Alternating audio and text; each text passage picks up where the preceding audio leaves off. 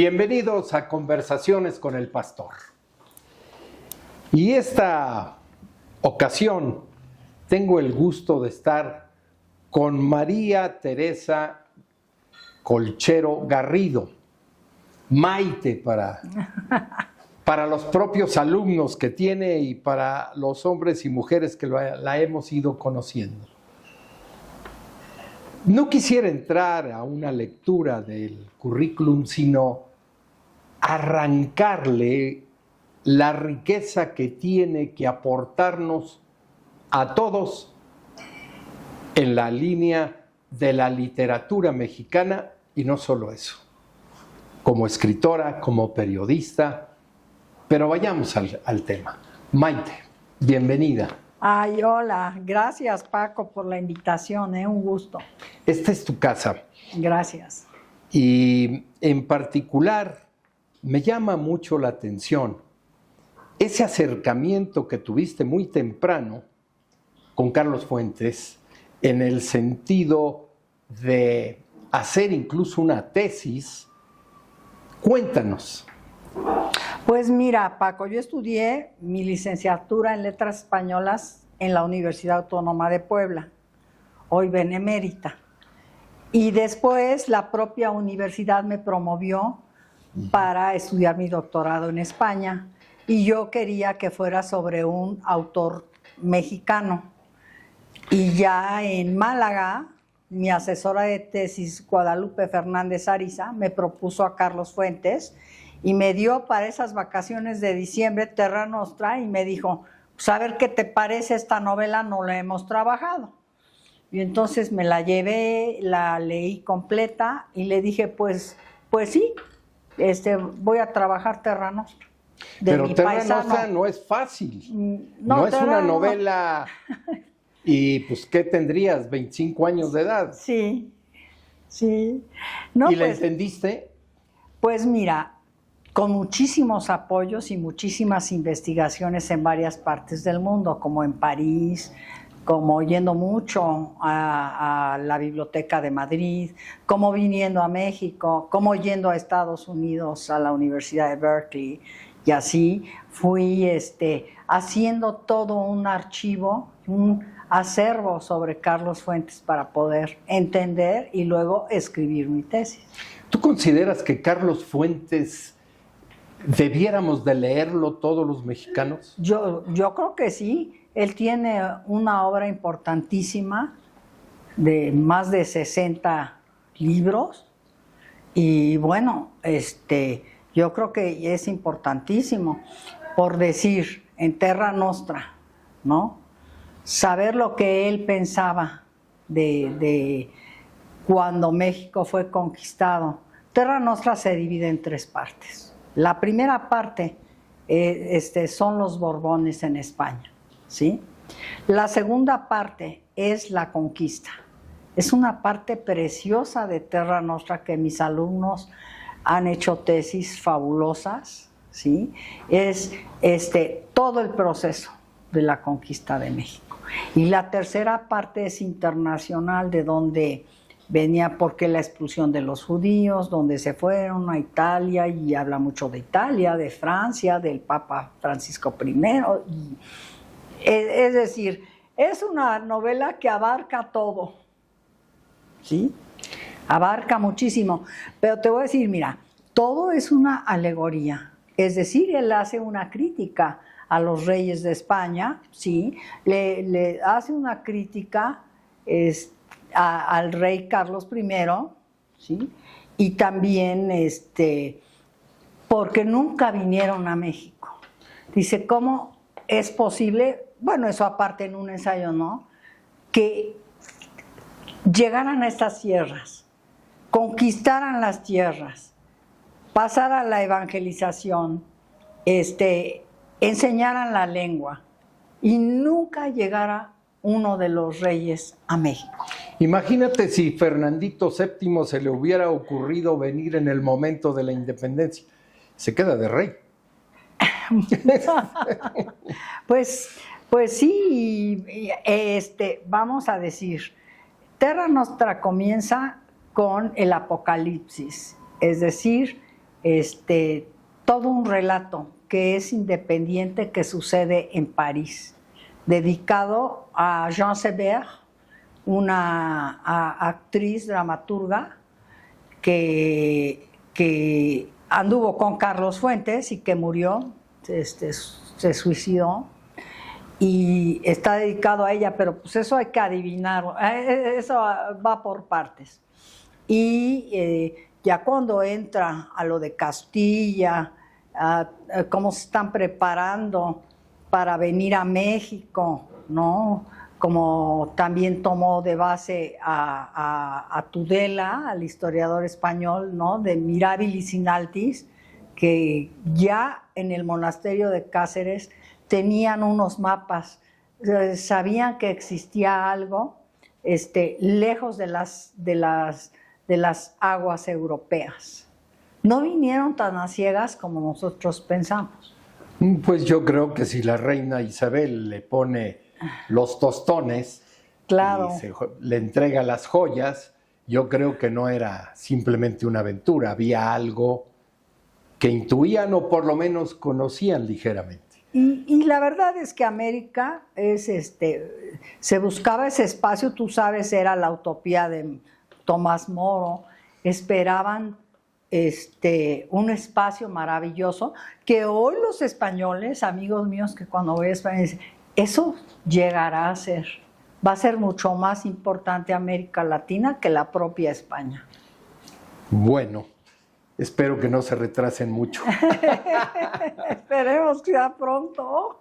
De Carlos Fuentes, me gusta mucho Espejo Enterrado.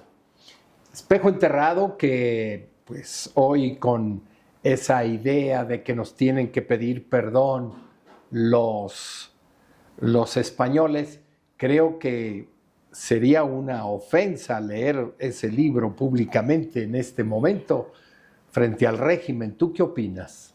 Pues mira, El Espejo Enterrado es una obra maestra de Carlos Fuentes y obviamente para todos los mexicanos, donde Carlos Fuentes siempre estaba en la búsqueda de la identidad y decirnos, hacernos ver y tomar conciencia de nuestras raíces. Entonces él comienza desde la civilización hispana, ¿no? O sea, cómo se fue dando todo, desde los fenicios, fundando Málaga, desde todo, de toditito.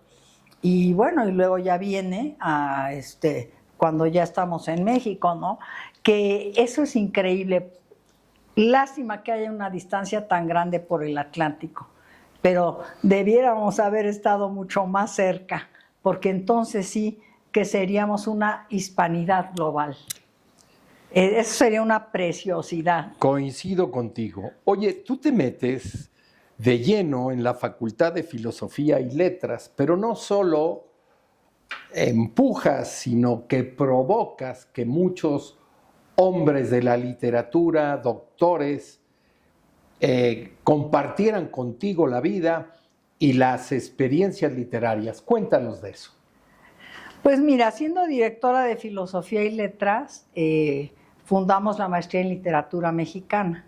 Teníamos que crear la maestría en Literatura Mexicana, lo pensamos así, porque tenía que pasar a ser facultad, antes era escuela. Pero después del consejo coordinador que hubo antes, yo fui consejera, porque yo fui consejera universitaria 4 veces, pero sí fui consejera en aquel momento del consejo coordinador para escribir los nuevos estatutos de la universidad, el estatuto universitario del objeto y fin de la universidad, de la estructura académica y la estructura política de la universidad. Fui una de las integrantes que escribió eso. Entonces, de ahí pasé a ser la directora de Filosofía y Letras. Y de ahí, como yo había propuesto que fuera maestría o doctorado para llegar a ser facultades, pues tenía yo que tener una maestría en literatura, porque la maestría en lingüística, ciencias del lenguaje, pasó al Instituto de Ciencias Sociales. Y bueno, pues empecé a convocar, fuimos a la UNAM a hablar con el maestro Arturo Souto, fuimos a Jalapa para ver sus planes de estudio, ¿sí? y regresó de la Universidad de California el doctor José Pascual Buchó, y dedicándose ya a la literatura novohispana. Qué bien. Y entonces digo, cuento contigo, cuentas conmigo. Entonces ya él diseña los planes, el plan de estudios y los programas para la maestría. Y dice, primero voy a enviarte un auxiliar, que es Arnulfo Herrera. Y bueno, vas formando tu planta académica, que fue difícil. Héctor Azar también me ayudó mucho. Sí, la verdad, entre José y Héctor Azar, ellos fueron así los que más se comprometieron. Doctor en honoris causa de la UAP. Sí, los dos doctores honoris causa, y los dos además eran doctores, ¿no? Uno en dramaturgia y Buchó era Ungaretti en Góngora, esa es su tesis de doctorado que la escribió en Italia. Sí. Quiero regresar a la parte de la literatura porque sí, me llama mucho la atención los temas que has ido tocando en la vida. Hay un personaje que para mí es muy interesante y me encanta su poesía, Federico García Lorca. Bueno, ¿Por qué profundizas en esa poesía?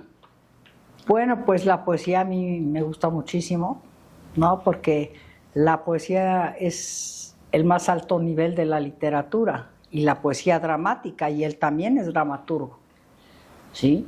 Y un día precisamente me invitaron a la Casa de la Cultura y para hablar de Lorca, y llevaba yo un escrito sobre la mística de Lorca, y de ahí nació un libro, todo el análisis de la poesía de Lorca, la muerte en los poemas de Federico García Lorca. Y mira que habla de la muerte. Habla de la muerte. Hasta del toro. Exactamente. Y con eso, pues yo me di un agasajo a mí misma, porque pude escribir sobre un poeta que a mí me fascina, ¿no? Vamos a decir, el poeta que más me gusta, ¿no? Pero hay algo que más me llamó la atención, los prelopistas. Los prelopistas, sí. Me quedé pensando y explícanos, ¿qué es este libro tuyo de los prelopistas? Mira, la idea de los prelopistas, quien lo escribió fue mi papá y yo, el maestro Carlos Colchero. Pero yo escribí el prólogo, que es como de 100 páginas, sobre qué cosa es la poesía dramática y qué significaron Juan de la Encina, Juan de la Cueva, todos los prelopistas, que son 6, ¿sí? Lo que implicaron es para llegar a el Siglo de Oro y para que Lope de Vega, Calderón de la Barca tuvieran su poesía dramática original castellana. No copiaron a otros dramaturgos, sino ya tiene un sello, ¿sí? La dramática castellana. Y este es el idioma que hablamos, el castellano es el idioma que hablamos. Sí. Creo que vale la pena leer sobre esto y sobre todo este teatro del Siglo de Oro, indiscutiblemente. Los prelopistas, como lo publicó la Secretaría de Cultura de Puebla, está en muchísimas bibliotecas. Pueden encontrarlos si les interesa leerlo, pues realmente lo pueden encontrar ahí. Entras al Sistema Nacional de Investigadores, formas parte de lo que se llamaba CONACYT. Sí. Cuéntanos, ¿qué te costó mucho trabajo? Bueno, como directora de la Facultad de Filosofía y Letras, mi asistente Jenny, ella me dio la sorpresa de que había mandado mi currículum y que me lleva el periódico y salió mi nombre. Entonces ya pasé a ser investigadora, lo cual era un problema porque no se podía ser director y del SNI, ¿no? Pero bueno, me llamaron de México y me dijeron, te vamos a exigir mucho más, ¿no? Porque siendo directora, pues y además te dejan en el puesto. Como investigadora, sí. Ay, qué bueno, qué bueno. Y ya, bueno, pues a escribir, y pues primero fue sobre Carlos Fuentes, después también fue la adoración de los Reyes Magos, el teatro de evangelización en México. Ese es muy una interesante. obra que traje del Vaticano. Y bueno, en mi año sabático escribí ese libro que tanto gustó, que ha gustado muchísimo aquí en Puebla y en otros lugares, donde se compara aquella obra, ¿sí?, de los Reyes Magos y cómo cuando la evangelización,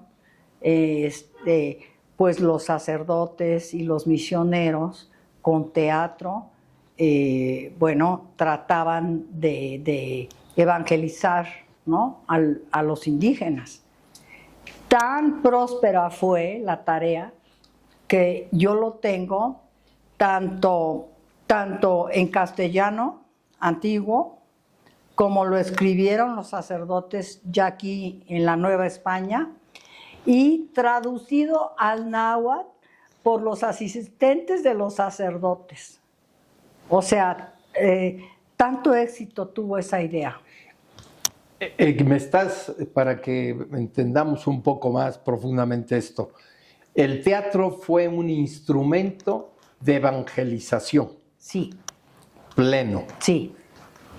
Creo sí, que lo hemos olvidado. Sí, pero ¿por qué? Tú sabes que una representación en una plaza, ¿sí?, pues claro que atrae al público, a las personas. Y bueno, esto era litúrgico, ¿no? Porque la adoración a los Reyes Magos es un tema litúrgico. Y o sea, se cumplían dos partes, ¿no? En el libro, bueno, fue muy fácil, dicen los grandes dramaturgos de México, porque ya tenía la cultura, sus obras, tenía poesía. Claro, tenía Hay una poesía. duda si había teatro o no, pero lo que sí había era una actitud de querer estar disfrazados, de moverse, de la música, y todo eso facilitó mucho el proceso, muchísimo. Qué genial. Oye, ya hay otro tema que me llama mucho la atención de tu vida. Te metes a periodista. Bueno, más bien... Incluso llegas a la ANPEP de presidenta. Mira, más bien como escritora, ellas me invitan, como a otras escritoras, a colaborar, ¿no?, en la Asociación de Periodistas. Y bueno, después de varios años llego a ser la presidenta. Y bueno, para mí fue un honor porque he sido la única escritora que he sido presidenta de las periodistas, ¿sí? Y bueno, también te voy a decir, tiene que ver con algo. Mi bisabuelo Virgilio Colchero Grande, él fue el jefe de redacción del periódico ABC de Madrid. Ah, caray.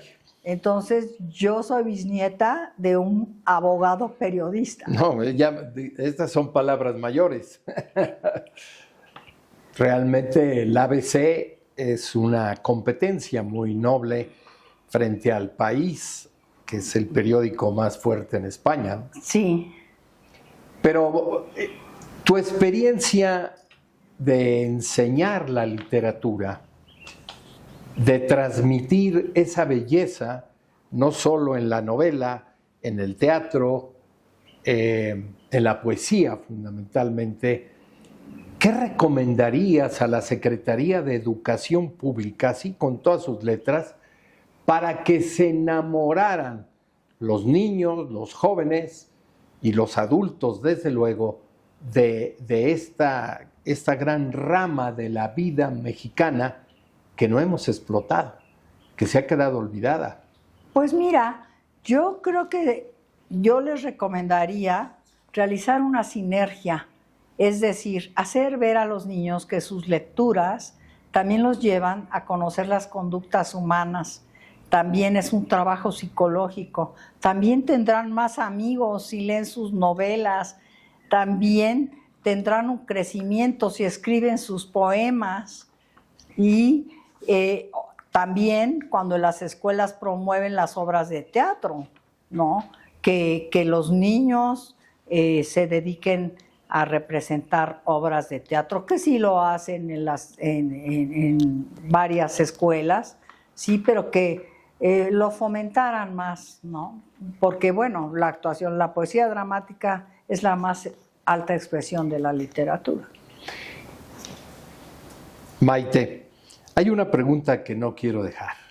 Dime. La terapia de la imperfección. Ah, sí.